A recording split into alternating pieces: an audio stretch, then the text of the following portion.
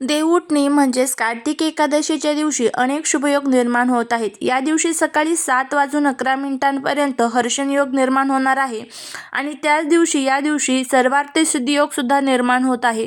तो सकाळी 7:51 सुरू होईल. तो 13 नोव्हेंबरला सकाळी 5:41 संपणार आहे. येत्या मंगळवारी म्हणजेच 12 नोव्हेंबरला कार्तिक एकादशी आहे. कार्तिक एकादशीच्या दिवशी भगवान विष्णू हे योगनिद्रेतून जागे होत असतात आणि या पृथ्वीचा कारभार हे स्वतः ते सांभाळत असतात. 4 महिने ते झोपी जात असतात, ज्याला आपण चातुर्मास म्हणत असतो आणि या 4 महिन्यांमध्ये कोणतेही शुभ कार्य केले जात नाही.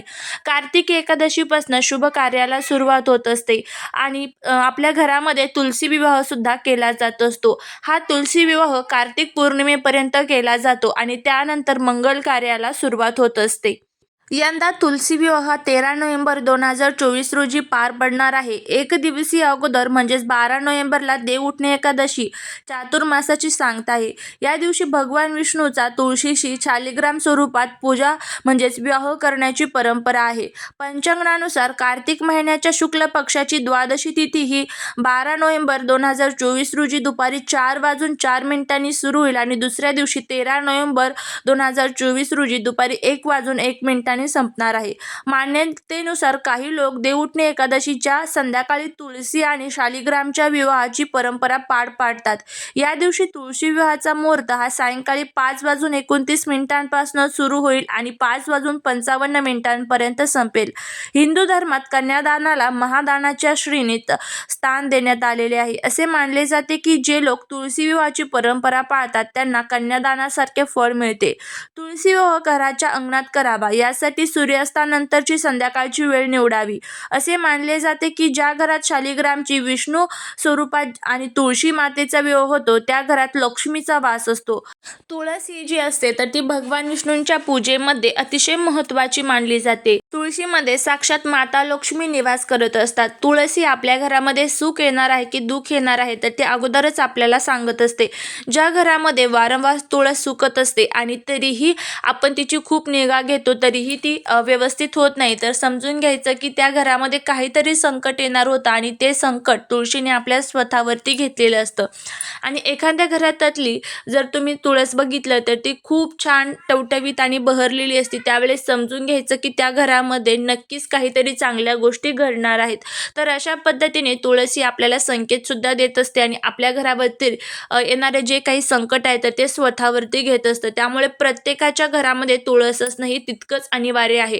जर तुमच्या घरात तुळस नसेल तर तुम्ही या दिवशी आपल्या घरामध्ये तुळस नक्कीच लावू शकता. कार्तिकी एकादशीच्या दिवशी आपल्याला तुळशीला काही वस्तू अर्पण करायच्या आहे जेणेकरून आपल्या घरामध्ये जे काही त्रास आहेत, शत्रुपीडा, शत्रुबाधा किंवा अनेक जे काही नकारात्मक शक्ती आहेत तर त्या दूर व्हाव्या. भगवान विष्णूंची आपल्यावरती कृपा व्हावी.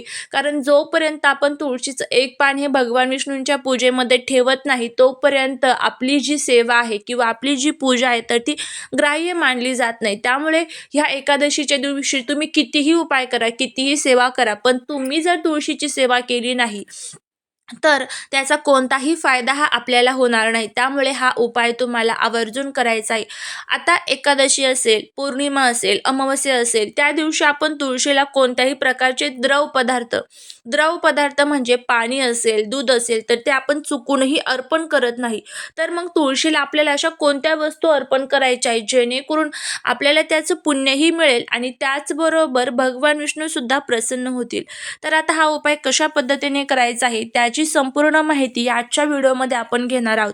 त्यामुळे जर तुम्हाला हा व्हिडिओ आवडला तर चॅनलला सबस्क्राईब करा, शेजारील बेल आयकॉनलाही प्रेस करा म्हणजे माझ्या सर्व नवीन व्हिडिओचं नोटिफिकेशन तुम्हाला मिळेल आणि तुम्ही एक पण व्हिडिओ मिस करणार नाही.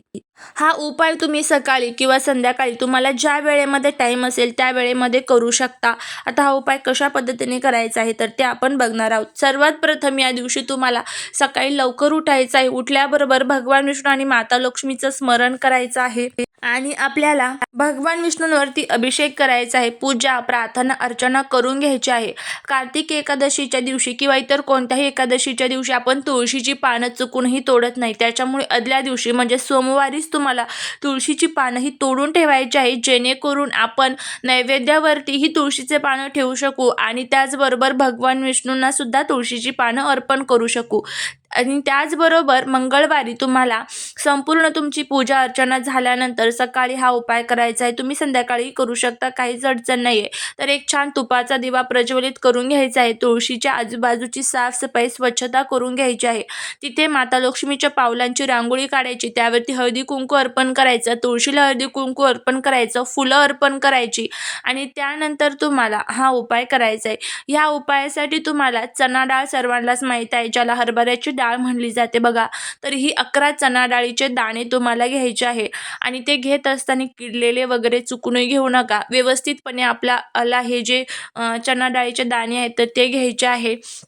चणा डाळ जी आहे तर ती भगवान विष्णूंचं स्वरूप मानलं जातं. आपल्या जीवनातला जो काही बृहस्पती ग्रह कुठेतरी खराब झालेला आहे तर तो मजबूत करण्यासाठी चणा डाळ ही खूप महत्त्वाची मानली जाते. तर त्यासाठीच आपल्याला ही चणा डाळ घ्यायची आहे आणि आपल्याला भगवान विष्णूंची जी आवडती तुळस आहे तर तिच्यासमोर बसायचं आहे. तिथे बसल्यानंतर सर्वात प्रथम आसन टाकायचं, आसनावरती बसायचा, एक छान तुपाचा दिवा प्रज्वलित करायचा आणि पहिला चणा डाळीचा दाणा हातात घ्यायचा. ओम नमो भगवते वासुदेवा या मंत्राचा जप करायचा आणि ही चणा डाळ तुळशीला अर्पण करायची. परत दुसरा दाणा हातात घ्यायचा आणि अशाच पद्धतीने मंत्रांचा जप करत करत 11 वेळेस हे 11 चणा डाळीचे दाणे हे तुळशीला अर्पण करायचे आहे.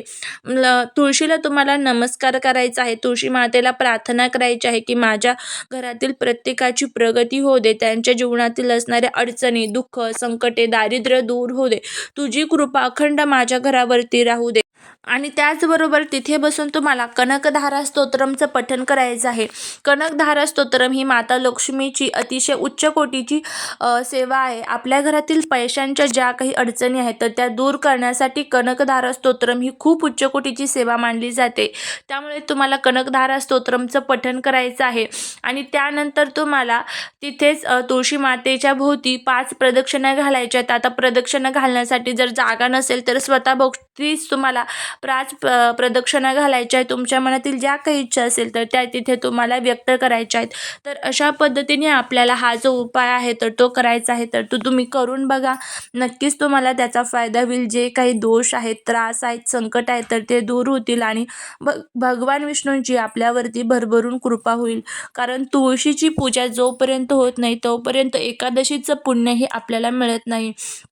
त्यामुळे हे जे उपाय सांगत असते तर ते जर आपण केले तर नक्कीच आपल्याला त्याचे फायदे होत असतात. फक्त विश्वास, श्रद्धा आणि त्याचबरोबर मनामध्ये कोणत्याही प्रकारचा किंतु परंतु न येऊन देता आपल्याला हे जे उपाय आहेत तर ते करायचे असतात. करून बघा, नक्कीच तुम्हाला त्याचे फायदे होतील. झालेली सेवा ही महाराजांच्या चरणी रुजू करते. व्हिडिओ जर आवडला असेल तर लाईक, शेअर आणि सबस्क्राईब करायला विसरू नका. भेटूया पुढच्या एका छानशा नवीन व्हिडिओसोबत, एका नवीन माहितीसोबत. श्री स्वामी समर्थ.